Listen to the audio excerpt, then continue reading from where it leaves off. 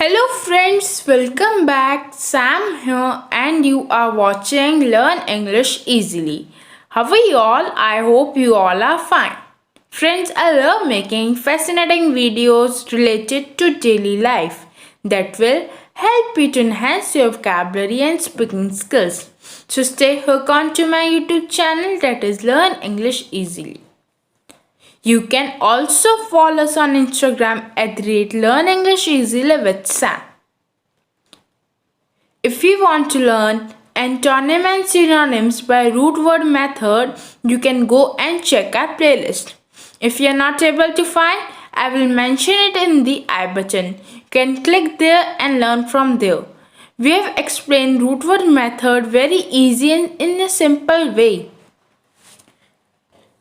So without wasting time, let's start with today's video. Today in this video, we will learn 4 advanced sentence structure that we use in our daily life, Hindi to English. So let's start. So friends, हम first structure में कुछ ऐसे sentences का use करेंगे. चाहकर भी मैं उसकी यादों को भुला नहीं सकता. चाहकर भी वह मुझसे मिलने नहीं आ सकती. चाहकर भी मैं उसकी मदद नहीं कर सका. सो फ्रेंड्स, हमारा फर्स्ट स्ट्रक्चर है even if I want to. Even if I want to. Example देखते हैं. चाहकर भी वो मुझसे मिलने नहीं आ सकती. चाहकर भी वो मुझसे मिलने नहीं आ सकती. इसको हम इंग्लिश में इस वे से बोलेंगे. She can't come to meet me even if she wants to. She can't come to meet me even if she wants to. Next है. चाहकर भी मैं तुम्हें पैसे नहीं दे सकता. चाहकर भी मैं तुम्हें पैसे नहीं दे सकता. इसको हम इंग्लिश में इस वे से बोलेंगे. I can't give you money even if I want to. I can't give you money even if I want to. Next example है. चाहकर भी मैं उसकी मदद नहीं कर सका. चाहकर भी मैं उसकी मदद नहीं कर सका. इसको हम इंग्लिश में इस वे से बोलेंगे. I couldn't help him even if I wanted to. I couldn't help him even if I wanted to. Next example देखते हैं. चाहकर भी हम नैनीताल नहीं जा सके क्योंकि बारिश पड़ रही थी. चाहकर भी हम नैनीताल नहीं जा सके क्योंकि बारिश पड़ रही थी. इसको हम इंग्लिश में इस वे से बोलेंगे. We couldn't go to Nainital even if we wanted to because it was raining. We couldn't go to Nainital even if we wanted to because it was raining. Next structure में हम कुछ ऐसे type के sentences learn करेंगे. काश मेरे पास भी रुपए होते. काश मौसम अच्छा होता तो हम मॉल जाते. काश मेरे पास उसका मोबाइल नंबर होता तो मैं उससे बात करता. So friends, second structure is I wish plus past simple tense. इसमें हम पास्ट सिंपल टेंस का भी यूज करेंगे. So first example is here. काश मेरे पास भी रुपए होते.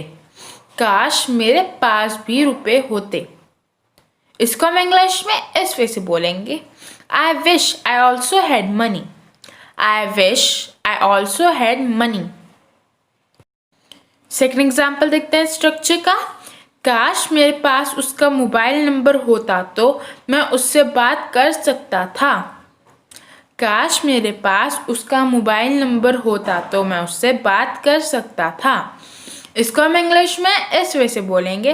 आई wish I had her number so I could talk to her. I wish I had her number so I could talk to her. Next example देखते हैं. काश उसकी तरह मैं भी स्मार्ट दिखता. काश उसकी तरह मैं भी स्मार्ट दिखता. इसको हम इंग्लिश में इस वे से बोलेंगे. I wish I also look smart like him. I wish I also looked smart like him. Next structure is least. Least. अब हम स्ट्रक्चर में कुछ ऐसे टाइप के सेंटेंसेस लर्न करेंगे. कहीं ऐसा ना हो कि वो गिर जाए. वह बहुत डरा हुआ है कहीं ऐसा ना हो कि वह तुम्हारी पोल खोल दे। तुम्हें जल्दी करनी चाहिए, कहीं ऐसा ना हो कि हमारी बस छूट जाए। नेक्स्ट स्ट्रक्चर है लीस्ट। एग्जाम्पल देखते हैं। कहीं ऐसा ना हो कि वह गिर जाए। कहीं ऐसा ना हो कि वह गिर जाए। इसको हम इंग्लिश में इस वे से बोलेंगे, least he should fall down. Least he should fall down. Next example देखते हैं। वह बहुत डरा हुआ है, कहीं ऐसा ना हो कि वह तुम्हारी पोल खोल दे। वह बहुत डरा हुआ है, कहीं ऐसा ना हो कि वह तुम्हारी पोल खोल दे। इसको हम इंग्लिश में इस वे से बोलेंगे, he is very afraid, least he should expose you. He is very afraid, least he should expose you. Next sentence है, तुम्हें मन लगाकर पढ़ाई करनी चाहिए, कहीं ऐसा ना हो कि तुम फेल हो जाओ। तुम्हें मन लगाकर पढ़ाई करनी चाहिए, कहीं ऐसा ना हो कि तुम फेल हो जाओ। इसको हम इंग्लिश में इस वे से बोलेंगे, you should hit the books, least you should fail. You should hit the books, least you should fail. Next sentence है, तुम्हें जल्दी करनी चाहिए, कहीं ऐसा ना हो कि हमारी बस छूट जाए। तुम्हें जल्दी करनी चाहिए, कहीं ऐसा ना हो कि हमारी बस छूट जाए। इसको हम इंग्लिश में इस वे से बोलेंगे, you should hurry, lest we should miss our bus. You should hurry, lest we should miss our bus. अब नेक्स्ट स्ट्रक्चर में हम कुछ ऐसे टाइप के सेंटेंसेस लर्न करेंगे। एक बात बोलूं, बुरा तो नहीं मानोगे। एक बात बोलूं, झूठ बोलना तुम्हें शोभा नहीं देता। या एक बात बोलूं, मैं तुमसे सहमत नहीं हूं। सो ये स्ट्रक्चर है, do I say one thing, do I say one thing. इसके एग्जाम्पल देखते हैं। एक बात बोलूं, तुम बुरा तो नहीं मानोगे। एक बात बोलूं, तुम बुरा तो नहीं मानोगे। इसको हम इंग्लिश में इस वे से बोलेंगे, do I say one thing, will you not mind. Do I say one thing, will you not mind. ये हम किसी से क्वेश्चनिंग कर रहे हैं। नेक्स्ट है, एक बात बोलूं, झूठ बोलना तुम्हें शोभा नहीं देता। एक बात बोलूं, झूठ बोलना तुम्हें शोभा नहीं देता। इसको हम इंग्लिश में इस वे से बोलेंगे, do I say one thing, telling a lie doesn't benefit you. Do I say one thing? Telling a lie doesn't befit you. Friends, अगर आपको बेफिट का मतलब नहीं पता तो आप मेरे प्रीवियस वीडियो में जाके चेक कर सकते हैं। मैंने आपको बहुत अच्छे से समझाया है वहाँ पे बेफिट का मीनिंग। नेक्स्ट सेंटेंस है, एक बात बोलूँ, वह सच में मेहनती इंसान है। एक बात बोलूँ, वह सच में मेहनती इंसान है। इसको हम इंग्लिश में इस वे से बोलेंगे, do I say one thing, he is really a diligent person. Do I say one thing, he is really a diligent person. Diligent का मतलब होता है मेहनती। मैंने आपको और अच्छे से समझना है तो आप मेरे प्रीवियस वीडियो में जाके चेक कर सकते हो। नेक्स्ट सेंटेंसेस, एक बात बोलूँ, मैं तुम्हारी बातों से सहमत नहीं हूँ।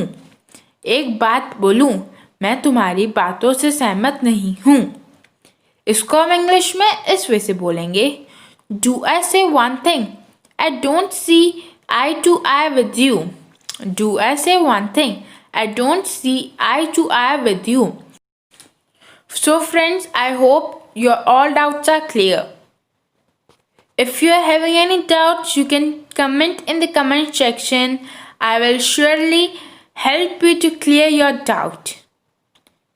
Till then, if you like the video, please don't forget to like, share and subscribe. Learn English easily. You can also follow us on Instagram @LearnEnglishEasily with Sam. Thanks for watching. Have a wonderful day.